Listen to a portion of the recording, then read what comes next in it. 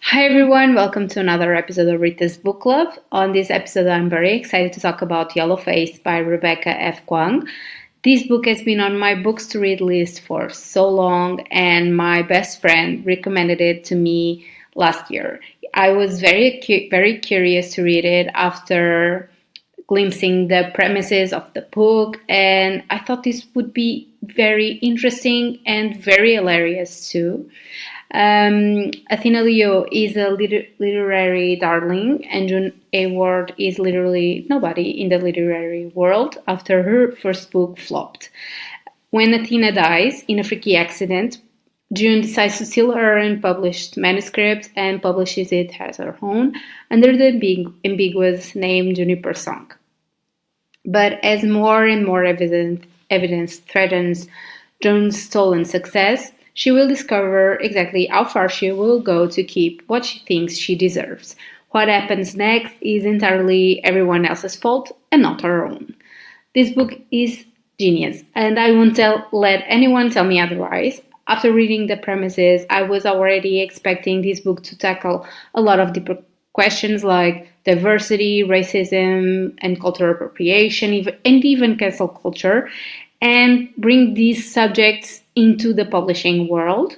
But I wasn't expecting to see the alienation and negative impact of social media and to feel like this book would have such a modern take into it. I should have known though, because in order for all of these to fall apart so quickly, we needed the social media part of it to literally light a fire under June's ass. I also felt like this book also debates the whole who shouldn't or shouldn't write a story question.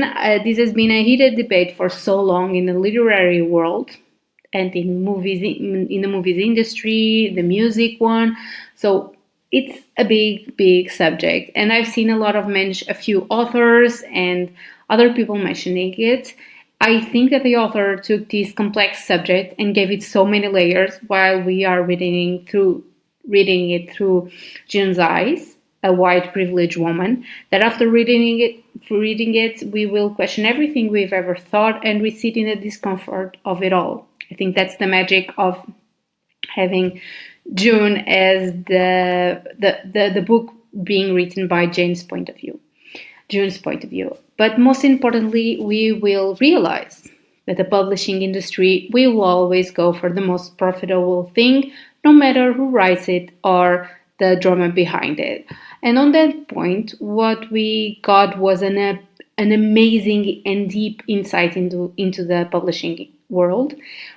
What it takes to be a published author and to have one's work promoted or not.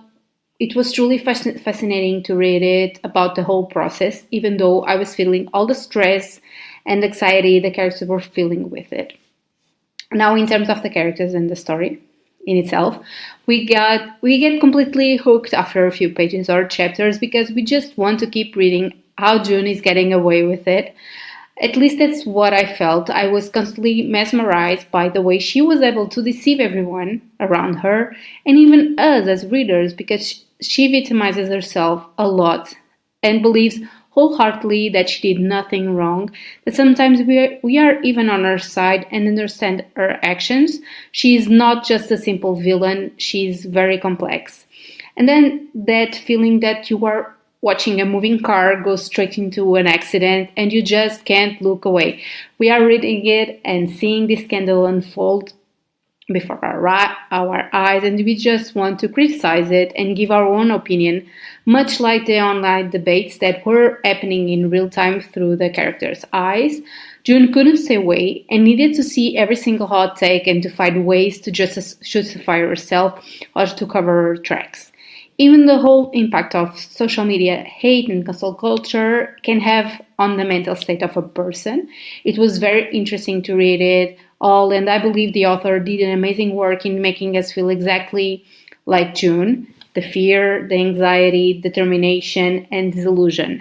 Got to also say that this book felt like a brilliant critique of the author about art in the publishing industry and how many artists are pitted against each other as if they are all competitors unable to form deeper connections, and always jealous of each other.